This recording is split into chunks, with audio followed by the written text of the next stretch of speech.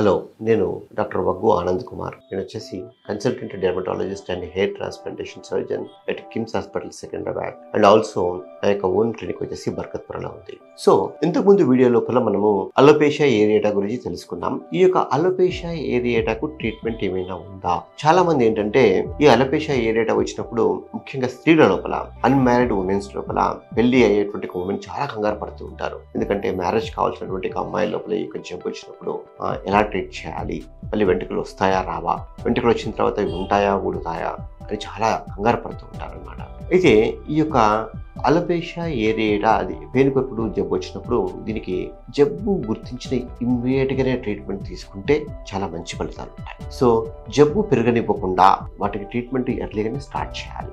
అయితే ఈ యొక్క సివియరిటీ ఆఫ్ స్కోర్ ఉంటుందన్నమాట ఈ యొక్క alopecia areata. So size of the patch is important, location of the patch and is important. Location అంటే అది తలలో ఫ్రంట్లో ఉందా, బ్యాక్లో ఉంటుందా, ఎంత సైజులో ఉంది, చిన్న సైజులో ఉందా, మొత్తం తలంతా ఏర్పాటై ఉందా. అంతేకాకుండా ఈ యొక్క తలలో ఉన్నటువంటి వెంట్రుకలతో పాటు ఐబ్రోస్ కానీ, ముస్టాచ్ కానీ, బియర్డ్ కానీ, బాడీ హెయిర్ కానీ కూడా ఎఫెక్ట్ అయి ఉందా, తర్వాత ఇంకేమైనా అదర్ ఆటోఇమ్యూన్ డిసీజ్ ఏమైనా ఉన్నాయా, ఇంకా తర్వాత వాళ్ళకి ఇంకేమైనా డెఫిషియన్సీస్ కూడా ఉన్నాయా, ఇవన్నీ చూసుకోవాలి. ఇవన్నీ చూసుకున్నప్పుడే ట్రీట్మెంట్కు బాగా రెస్పాండ్ అవుతుంది. అయితే మనం దీనికి వాడుకునేటువంటి ట్రీట్మెంట్ని ఇచ్చేటువంటి ట్రీట్మెంట్ని ముఖ్యంగా 3 రకాలుగా డివైడ్ చేసుకోవచ్చు. ఒకటి పూత మందులు, అంటే మనం అప్లై చేసుకునేటువంటి మందులు.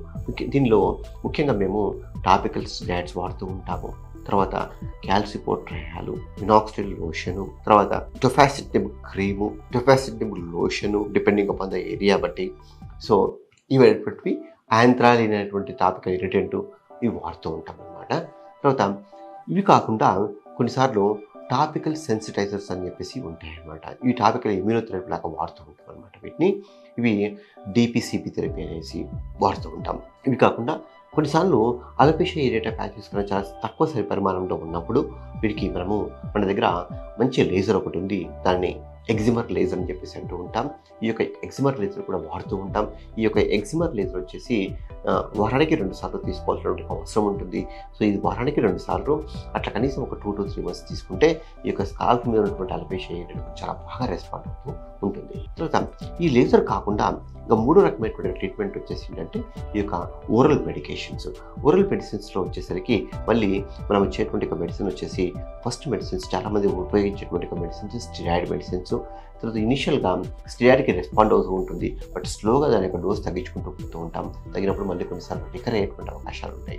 కనుక ఈ యొక్క స్టెరాయిడ్ యొక్క మెడికేషన్స్తో పాటు లేటెస్ట్గా కొన్ని మెడికేషన్స్ వచ్చాయి. అంటే ఉదాహరణకి సైక్లోస్పోరిన్ అనేటువంటి ట్యాబ్లెట్ కావచ్చు, తర్వాత టొఫాసిటనిబ్ అనేటువంటిది లేటెస్ట్గా వచ్చినటువంటి మెడిసిన్స్ కావచ్చు. ఇది కూడా మన కొన్ని యొక్క రక్త పరీక్షలు చేయించుకున్న తర్వాత, ముఖ్యంగా ట్యూబర్కులోసిస్ ఉందనే ఒక విషయాన్ని రూల్ అవుట్ చేసుకున్న తర్వాత ఈ యొక్క టొఫాసిటనిబ్ మెడిసిన్స్ అనేటువంటిది వాడుతూ ఉంటాం అనమాట. ఈ రకంగా స్టెరాయిడ్స్ కావచ్చు, సైక్లోస్పోరిన్, టొఫాసిటనిబ్. కొన్నిసార్లు ఈ యొక్క ప్యాచ్ చిన్నగా ఉన్నప్పుడు ఆ యొక్క ఏరియాలోకి మనము ఈ యొక్క స్టెరాయిడ్ ఇంజెక్షన్స్ కూడా చేస్తూ ఉంటాం. సో కొన్నిసార్లు కొన్ని పేషెంట్స్కి లోషన్స్తో పాటు ఓరల్ ట్యాబ్లెట్లు, ఎగ్జిమర్ లేజరు అన్నీ కూడా 3 కూడా ఒకేసారి వాడుతూ ఉంటాం. వాడినప్పుడు కూడా అప్పుడు రెస్పాన్సింగ్గా మనకు చాలా త్వరగా చాలా బాగా వచ్చేటువంటి అవకాశాలు ఉంటాయి. సో కొన్ని సందర్భాల లోపల వీటికన్నిటికి కూడా రెస్పాన్స్ సరిగా రానప్పుడు కొన్ని సందర్భాల్లో ఉండేటువంటి అవకాశాలు ఉంటాయి. అలాంటి సందర్భాల లోపల మేము లేజర్స్ కానీ, CO2 లేజర్స్ కానీ, తర్వాత అప్రమిలాస్ అనేటువంటి ట్యాబ్లెట్ కానీ వాడుతూ ఉంటాం. సో అలోపేషియా ఏరియేటా అనేటువంటి జబ్బు వచ్చినప్పుడు ఎట్టి పరిస్థితుల్లో మీరు భయానికి గురి కావద్దు, కంగారు పడవద్దు.